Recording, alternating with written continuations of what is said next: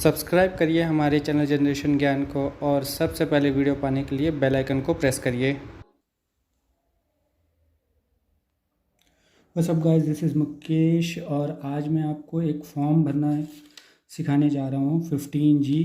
बहुत सारे कमेंट आ रहे थे कि सर 15G फॉर्म पीएफ के लिए जो भरा जाता है उसे कैसे भरा जाएगा, कहाँ मिलेगा। तो आज इसी टॉपिक पे एक वीडियो मैं बना रहा हूँ। दोस्तों ये 15G जो है ये पीएफ वगैरह के लिए या टैक्स सेविंग के लिए होता है। अगर आपको टैक्स सेविंग करना है या पीएफ के फॉर्म भरने हैं, पीएफ आपको विड्रॉल करना है, तो उसके लिए आपको 15G टैक्स सेविंग के लिए एक भरना पड़ता है। 15G फॉर्म ये आपको ऑनलाइन मिल जाएगा, आप वहाँ से डाउनलोड कर सकते हैं। इसका ब्लैंक फॉर्म कैसा होता है मैं आपको दिखा दे रहा हूँ। देखिए ये ब्लैंक फॉर्म है 15G पार्ट 1 और डिटेल इसकी सारी क्या क्या है वो भी मैं आपको भी बता देता हूँ। जैसे कि मैंने ये एक रफली फॉर्म भरा हुआ है, ये एक रफली फॉर्म भरा गया है। तो इसमें आपको ये फॉर्म फिल कैसे करना है, चलिए इसको मैं आपको बताता हूँ। फर्स्ट आप देख रहे होंगे नेम, आपको यहाँ अपना नाम लिखना है। जिस नाम से आपको अपना पीएफ विड्रॉल करना है वहाँ ये नाम होना चाहिए। सेकेंड है पैन नंबर, यहाँ आपको पैन नंबर अपना भरना है, जो भी XYZ जो भी हो, यहाँ आपको अपना पैन भरना है। पैन भरने के बाद यहाँ आप स्टेटस देख रहे होंगे, स्टेटस में आपको इंडिविजुअल भरना है। उसके बाद प्रीवियस ईयर आप जो देख रहे हैं, ये प्रीवियस ईयर अगर आप मार्च तक का देखा जाता है तो अगर मार्च के पहले पहले भर रहे हैं तो आपको प्रीवियस ईयर डालना है। अगर आप मार्च के बाद डाल रहे हैं तो जस्ट मार्च के बाद का आपको प्रीवियस ईयर यहाँ फिल करना है। जैसे मैं अभी ये दिसंबर में भर रहा हूँ तो ये हमारा जो प्रीवियस ईयर जाएगा वो 20 और 21 मतलब 2020 और 2021 जाएगा। उसके बाद यहाँ रेसिडेंशियल स्टेटस में आपको बताना है कि रेसिडेंट है या नॉन रेसिडेंस है। तो हमने अगर आपका रेसिडेंस है खुद का तो आप रेसिडेंस में डालेंगे, अगर आप किराए के कमरे वगैरह लेकर के रहते हैं तो नॉन रेसिडेंस डालेंगे। सेकंड, उसके बाद आपका जो 6 कॉलम में आता है, यहाँ आता है फ्लैट, डोर या ब्लॉक नंबर। यहाँ आपको अपने घर का फ्लैट नंबर या हाउस नंबर जो भी होगा वो यहाँ डालना है। जैसे मान लीजिए मैंने डाल दिया यहाँ 530/2A, तो जो भी आपका हाउस नंबर या डोर नंबर होगा वो यहाँ पड़ जाएगा। नेम ऑफ प्रेमिसेस मतलब वो घर किसके नाम पे है, आपको यहाँ वो डालना है कि किसके नाम पे वो घर है। अगर आपके नाम पे है तो आपका नाम, वरना जिसके भी नाम पे वो घर होगा आपको उसके नाम का यहाँ नाम लिखना है। उसके बाद जो नेक्स्ट 8वें कॉलम में है वो है रोड, स्ट्रीट, लेन, मतलब यहाँ रोड का आपको नाम लिखना है। जैसे कि अगर मैं अपने लिख लूँ तो छोटा कॉलम में तो थोड़ा आपको छोटे छोटे में ही लिखना पड़ेगा। बाबा मार्केट, इस तरह आपके जो भी रोड या स्ट्रीट लग रहे होंगे। उसके बाद एरिया आपको यहाँ लिखना है। एरिया लिखने के बाद नेक्स्ट कॉलम जो आपका है टाउन, सिटी या डिस्ट्रिक्ट, तो जो भी आपकी डिस्ट्रिक्ट होगी, यहाँ जगह दोस्तों कम है तो आपको थोड़ा छोटा छोटा लिखना पड़ेगा। स्टेट, स्टेट आपको लिखना है 11वें कॉलम में। 12वें कॉलम में आपको अपनी जगह का पिन डालना है, pin code. Next email ID,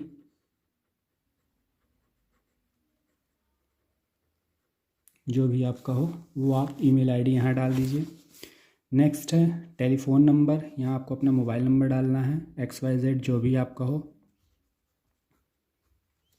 जो भी आपका मोबाइल नंबर हो आप यहाँ XYZ वो डाल दीजिए। उसके बाद 15वें कॉलम में है कि whether assessed to tax under the income tax act 1961, और इसके ऊपर आप देख रहे होंगे छोटा सा एक 5 लिखा है। मतलब इसके पहले कि आपने 15G फॉर्म भरा है, इनकम टैक्स एक्ट के तहत कोई फॉर्म आपने भरा है, अगर हाँ तो यस, अगर नहीं भरा है आपने तो यहाँ नो जाएगा। अगर आप यस लगाते हैं तो यहाँ आपको ईयर देना पड़ेगा कि आपने किस ईयर में भरा है, मतलब 2010 में, 15 में, जब भी आपने जो भी भरा हो वहाँ उस ईयर की डिटेल डालनी है। अगर आपने नहीं भरा है तो यहाँ आपको नो पे टिक कर देना है। ठीक, तो इसके बाद 15वें कॉलम के बाद हम आते हैं कॉलम नंबर 16 पे। कॉलम नंबर 16 में पूछ रहा है estimated income which this declaration is made, मतलब अगर आप पीएफ के पर्पज़ से ये फॉर्म भर रहे हैं तो आप अपना जो पीएफ अमाउंट निकालना चाहते हैं वो कितना है, यहाँ पे आपको उसकी डिटेल देनी है। मान लीजिए जैसे मेरा पीएफ अमाउंट अगर एक सपोज मान लीजिए 70,000 रुपये है या 40,000 रुपये है, तो जो भी आपका पीएफ अमाउंट होगा आपको यहाँ वो लिखना है। यहाँ वो पीएफ सॉरी ये नीचे 16 वाले कॉलम में होगा, ये यहाँ नहीं, आपको ये टेलीफोन वाला है। 16 वाले कॉलम में आपको यहाँ अपना पीएफ अमाउंट लिखना है जो भी आप निकाल रहे हैं, ठीक है। उसके बाद 17 वाले कॉलम में आते हैं कि estimated total income of the previous year in which income mentioned in column 16 to be included. ये कह रहा है कि आपके प्रीवियस ईयर की इनकम जो है वो कितनी है और उस इनकम में आपका जो पीएफ अमाउंट है वो भी इंक्लूड होना चाहिए। मतलब सपोज़ करिए अगर आपकी जो प्रीवियस ईयर की इनकम है 1,20,000 रुपये, तो आपको उसमें 40,000 रुपये भी मेंशन करना पड़ेगा, मतलब 1,60,000 रुपये आपको यहाँ लिखना पड़ेगा।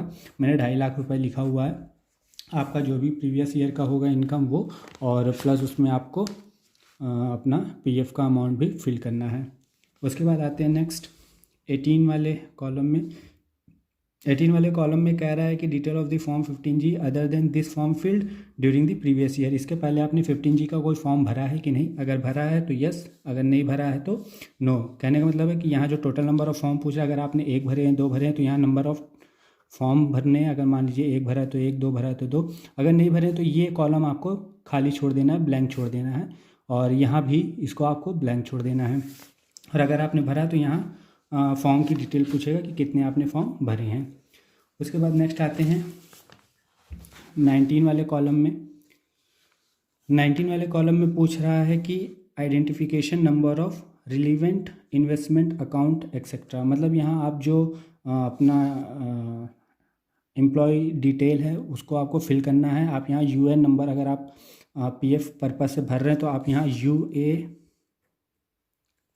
नंबर फिल करिए, यही आपकी यूनिक आइडेंटिटी होगी। या आप अपना अगर करंट काम कर रहे हैं तो आप एम्प्लॉय आईडी भी यहाँ डाल सकते हैं।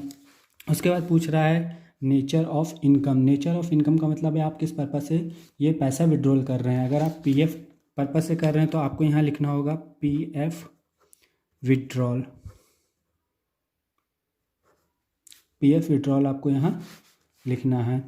उसके बाद section under tax is deductible.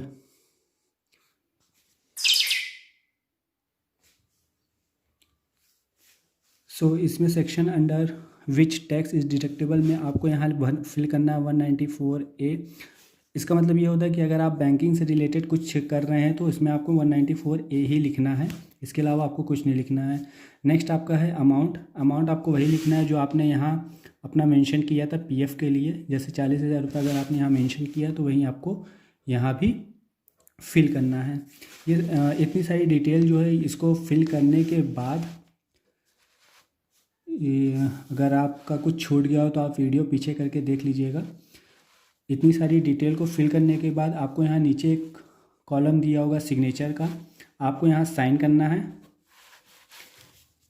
2 sign आपके यहाँ मांगेगा, एक डिक्लेरेशन, दोनों लिखा है, दोनों पे आपको डिक्लेरेशन का साइन मांगेगा, आपको यहाँ साइन करना है।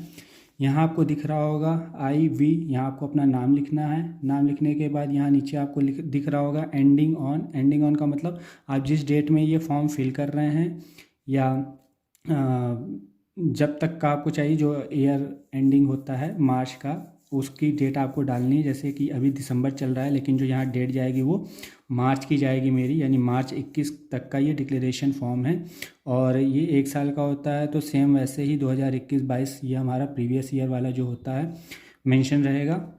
और यहाँ प्लेस आपको इलाहाबाद डालना है। डेट आपको जब भी इसको सबमिट करना है उसकी डेट रहेगी। और ये इतनी चीज़ होती है, ये चीज़ आपको फिल करनी है। एक बार फिर से मैं आपको हल्का से दिखा दे रहा हूँ। तो ये हमारा पीएफ विड्रॉल पर्पस से हमारा 15G फॉर्म था। आप इस तरीके से इसको फिल कर सकते हैं। तो दोस्तों अगर आपको ये वीडियो पसंद आई हो तो प्लीज़ वीडियो को सब्सक्राइब ज़रूर करिएगा, लाइक कर दीजिएगा। कुछ समझ में नहीं आया हो तो आप मुझे कमेंट करके पूछ सकते हैं। मैं कोशिश करूँगा कि आपको जो भी समझ में नहीं आया उसको कमेंट में बता करके आपकी प्रॉब्लम जो भी होगी उसको सॉल्व करने की। वीडियो देखने के लिए बहुत बहुत धन्यवाद दोस्तों। चलिए मिलते हैं अगली वीडियो में, तब तक के लिए गुड बाय।